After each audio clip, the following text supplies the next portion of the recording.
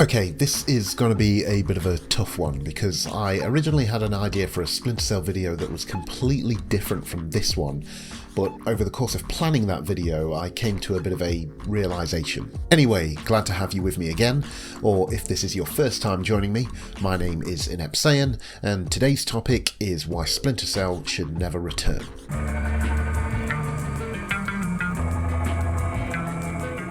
So I want to kick things off with a little bit of a story.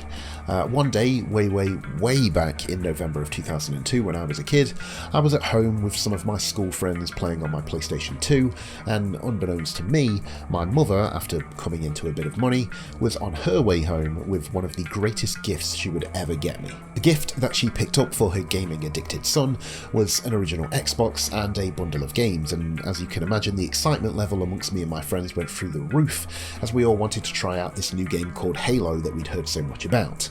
And after a couple hours of fun, they went home, but oh, I did not stop there. One of the games in this bundle was Splinter Cell, a game that I had zero knowledge about but wanted to try out because I was already a fan of the stealth genre by way of Metal Gear, and probably spent the next 2 to 3 hours failing miserably at sneaking my way through environments, but still having an amazing time doing just that. Now, in the interest of time, I won't go into too much more detail than that, but the important thing to note here is that this was a very special day because I discovered 2 of my all-time favourite franchises in the same evening.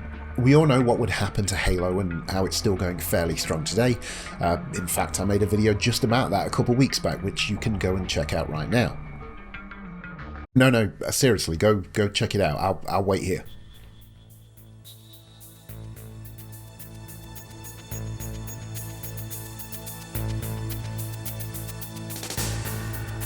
Okay, you watched it?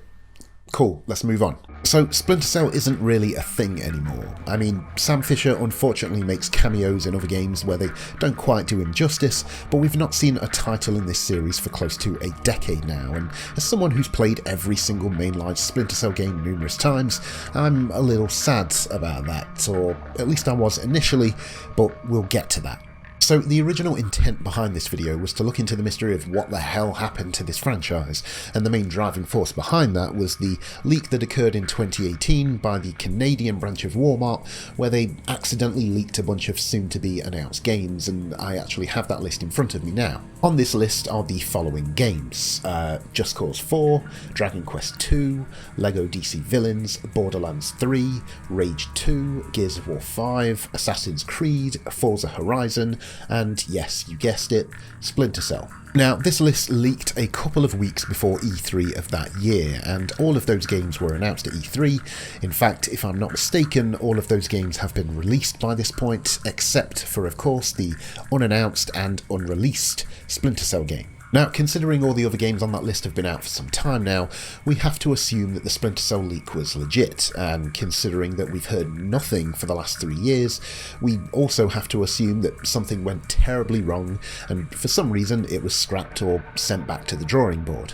For the last 3 years, I've been scratching my head on why nothing has been said and there's been zero news, and why Ubisoft won't let my boy Sam Fisher have his spotlight again, but then I paused for a moment and took a breath, thought about it, and then it hit me. Splinter Cell should not make a comeback.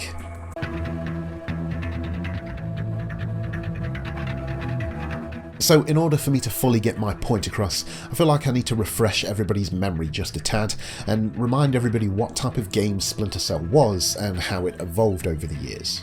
I feel like it would be fair to say that this series helped define the modern stealth genre, and back in the day was the biggest game in that space except for Metal Gear, of course. The original Splinter Cell was released in 2002 and was praised pretty much across the board, receiving plenty of review scores in the 8 to 10 range because of a number of factors. The gameplay was solid, the missions were well structured, it managed to find a sweet spot of being both tense and challenging without going too far and becoming frustrating. Technically, it was a bit of a visual showpiece, boasting some of the best lighting in games at the time, but also using it as a mechanic. The story felt mature and serious without being too complex to follow, and the voice work provided was some of the best around, as Michael Ironside fits Sam Fisher perfectly.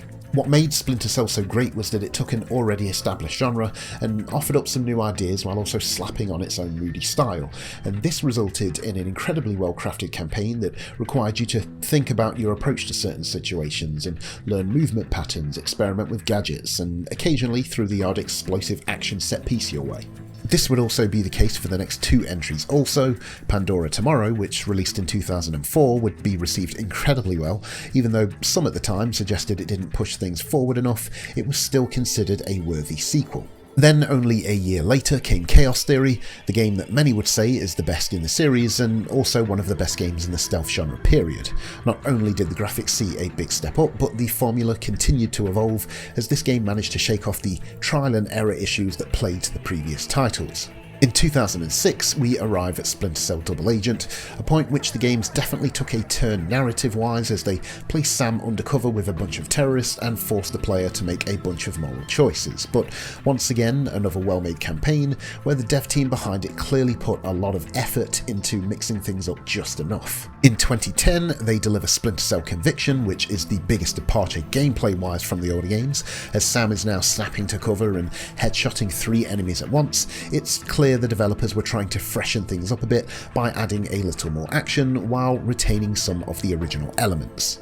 Finally, in 2013, we have the most recent Splinter Cell game, which is Blacklist, a bit of a controversial one because they switched out Michael Ironside for some reason, but they still stuck the landing on another solid stealth action game that had the most flexibility in terms of playstyles the series had ever seen. Now, I apologise for what may have felt like a bit of a long-winded recap, but the point I was trying to make is that across those 6 games, I feel like there is a bit of a through line. Each sequel evolved and became a little more modernised, whether it be through new gadgets, new visuals, new mechanics, or new playstyles. It really felt like they were trying to take an old formula and improve on it every time, and the focus was clearly to give the player the best Splinter Cell experience possible by the developers asking themselves, how can we push this series forward? Now, that approach, at least in my opinion anyway, is the right approach to games design, and this wasn't even the case just for Splinter Cell for Ubisoft back then. I mean, let's take a look at some of their other games from that period. Ghost Recon saw a bunch of releases throughout the early 2000s, and the tactical squad-based shooter would be considered a successful and loved series until they broke away from what made the game unique after Ghost Recon Advanced Warfighter. Rainbow Six, while doing quite well today due to the esports community that's grown around it, was another strong franchise that carved out its own lane in the first-person shooter space right up until the cult classics Rainbow Six Vegas. Prince of Persia took the action-adventure genre and jazzed things up by adding in some revolutionary mechanics in terms of new ways to traverse an environment, new ways to take on multiple enemies at once, and also dabbled in time manipulation. When Ubisoft took over the Far Cry series and developed Far Cry 2, it's easy to forget just how different that game was from other shooters at the time, with its hands-on approach to the healing system, degradable weapons, dynamic weather. All of these features created a real hate-it-or-love-it experience, but a distinctive one nonetheless. Now, I could go on and pull up more examples like Rayman and Brothers in Arms, 13, Beyond Good and Evil, but I'm hoping it's starting to become clear what I'm trying to say here. Not only did all of those titles I just mentioned try to grab hold of some of the market share in a specific genre or subgenre, not only did they try to create something special through new mechanics or just impressive tech, but the most important thing is that when they found something that works, they held onto it in an effort to retain its uniqueness. Coming back to the original point of this video, if Ubisoft from the early 2000s wants to make a new Splinter Cell game, then 100% I'm down, take my money now. If the Ubisoft of today wants to make a new Splinter Cell game, well...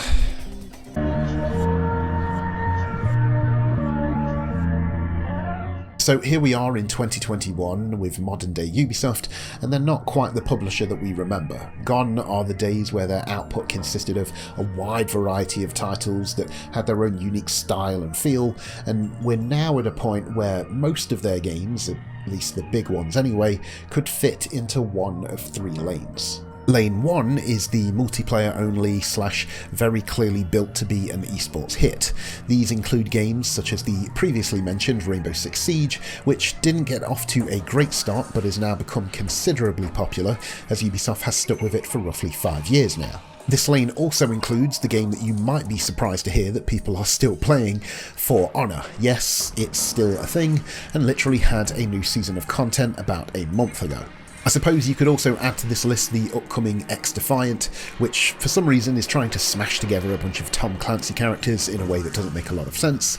I've not seen a lot of the game, but I do not like what I saw. Lane 2 is the co-op focused loot shooter, and in this lane you'll find such titles as The Division 2, Ghost Recon Wildlands, and Ghost Recon Breakpoint. Obviously there's an enormous amount of games like this right now, from Destiny to Borderlands to the here 1 minute gone the next Anthem, and I'm not entirely sure how successful these games have been for Ubisoft, but I can only assume that because they've not killed them off, that they must be doing okay. The third and final lane is the single-player open-world action game. Examples include Far Cry, Watch Dogs, and Assassin's Creed.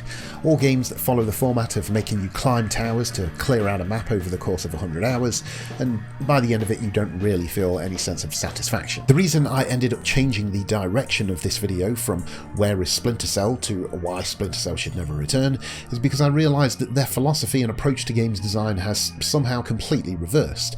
They're no longer trying to create something unique in each different genre. Instead, they're now taking old and new franchises and squeezing them into one of 3 types of games. If they were to make another Splinter Cell game today, I'd be willing to bet a serious amount of money that it would not be a 8 to 12 hour linear campaign with maybe a multiplayer or co-op mode on the side. We all know exactly what they'd release, and the evidence over the last 5 years strongly suggests that they'd awkwardly jam Sam Fisher into some open world environment with an exhausting number of side missions and somehow work loot into all of it. Now, as much as I love this series, I don't want to see Sam Fisher worked into some weird hybrid of Assassin's Creed meets The Division, and I'm fairly confident that a bunch of you out there doesn't want to see that either. What I want from a game that features Sam Fisher is the game that asks me to solve puzzles of how to navigate my way through a room full of enemies. A game that challenges me by giving me varied but limited resources. A game where each new area or mission is interesting and meaningful instead of repetitive enemy bases. But most importantly, a game that is punishing enough to add tension without crossing the line over into frustration. To put it simply, I want the Splinter Cell experience. Look, I've never been in a boardroom at Ubisoft, I've never spoken to any Ubisoft employees, I've never seen any information on their mission statements or objectives, but my gut tells me that the game that I just described, the game that most of us want and the type of experience that we all fell in love with Splinter Cell 4, isn't the sort of game that they would bring us if they were to make a new one today. So without trying to sound like a grumpy old man about all of this, I don't want to see them take one of their current formulas and slap a Splinter Cell skin on top of it. As much as I would love to see Sam Fisher return, with what I'm seeing from modern Ubisoft today, it's probably best if he doesn't come back. Anyway, if you think I've made some good points and hit the nail on the head, then you are 100% correct. If you think I don't know what I'm talking about and should stop making videos immediately, you are also 100% correct. Either way, if you enjoyed this video, then hit the like button and the subscribe button, you know, all the good stuff to do, or feel free to comment and tell me exactly why I'm wrong. That's going to wrap it up for this video. I've been Inept Saiyan. As always, you've been a wonderful audience, and I'll see you again soon.